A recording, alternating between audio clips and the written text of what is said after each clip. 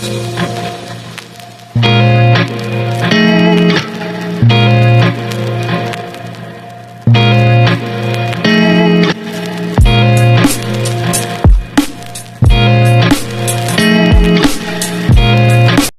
eternity later.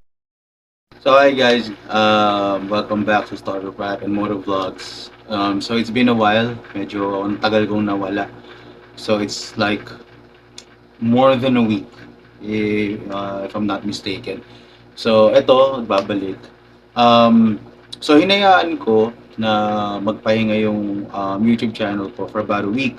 Meron kasi ako napanood ng isang content creator na I can try or we can try na mag-post ng video after a week. So basically, I will not check my YouTube channel for about a week, and then titingnan mo yung progress niya after ng 7 days or more. Tapos saka ako gagawa ng panibagong content. This is just for the algorithm na mag-align. So yun yung sabi. So ito yung ngayong ginagawa ko. And apart from that, bukod doon, so I tried hitting two birds with one stone. Nagkataon din naman na yung aking partner and daughter ko sinundo ko sa province. So and at the same time nagkaroon din ako ng time with them. So I spent time with them as well.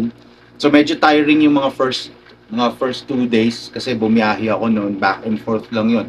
So from all the way from Pangasinan, Calasiao, going back to Manila, Metro Manila. So nakakapagod. Lalo na nung pauwi, sheesh. But anyway, ano pa rin naman yun, worth it pa rin kasi nakasama ko yung mag-ina ko. And ngayon kasama ko na sila ngayon dito. And they'll be part of my vlog soon. Para makita nyo rin sila. Alam ko naman, pwede sa mga contents yung baby, di ba? So, depende sa content mo. So, yeah, allow ko naman yun. Apart from that, ano pa ba? Naging busy din kasi may mga appointments din ako for my job hunting. And meron din yung yung passing kasi ng cousin ko. So, yung mga inasikaso din ako prior of me meeting my partner and my daughter. So, medyo naging busy talaga ako for over a week. Kaya, kakabalik ko lang. And alam ko naman na may mga viewers ako diyan na nag-aantay din. So, I really appreciate you guys watching and naghihintay. May mga nag-message din sa akin ng mga friends ko na, alam mo yun, mamangilan-ngilan lang na, including my mom, bakit hindi na ako gumagawa ng content? Sabi ko, I'm doing it on purpose naman. So, may purpose yon. So mga gustong gumawa ng YouTube channel dyan, so they can also try doing this at the same time. Pero merong time na nag-upload ata ako ng shorts para lang masabi or ma-recognize ni YouTube na I'm still active. Okay, so hindi ko alam kung may bearing yon, but still, ginawa ko na rin. Okay? So, later on, magdadagdag ako ng mga videos. Most likely than not, mga lang yan, mga mini gala or mini bili here and there para dito sa bahay. So yun lang naman, wala masyadong interesting, just to make sure lang na naka-align yung algorithm natin sa content natin with YouTube. Yun lang naman, guys. So mga ka-starters, so sorry talaga kung medyo nawala ako for a while. Pero I'm back and continuous na to sa pag-establish natin or gradual progress ng YouTube channel natin. And when I reviewed my YouTube channel, nagkaroon naman siya ng sobrang minimal progression, pero okay lang. Sabi nga nila mas okay nang meron kaysa sa wala. So medyo nadagdagan yung subs ko ng dalawa.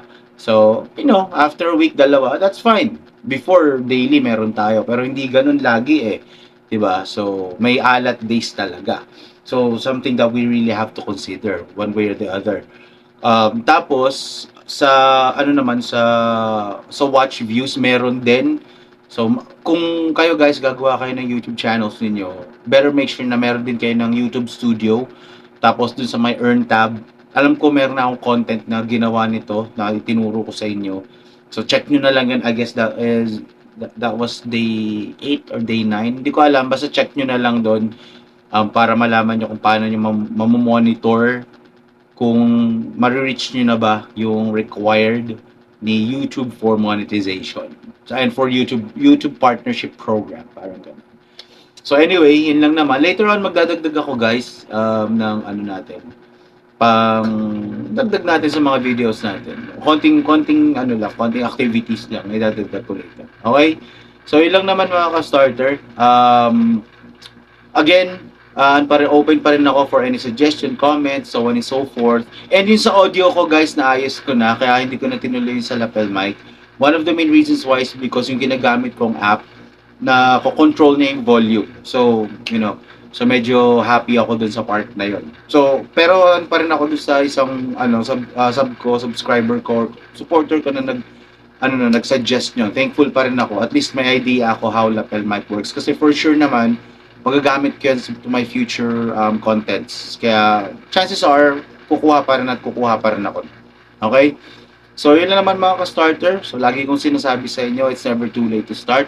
And if you want to start, then start today, not tomorrow. Always remember that. Okay? So, yun lang naman mga ka-starter. Have a good one. See you guys later. Booyah!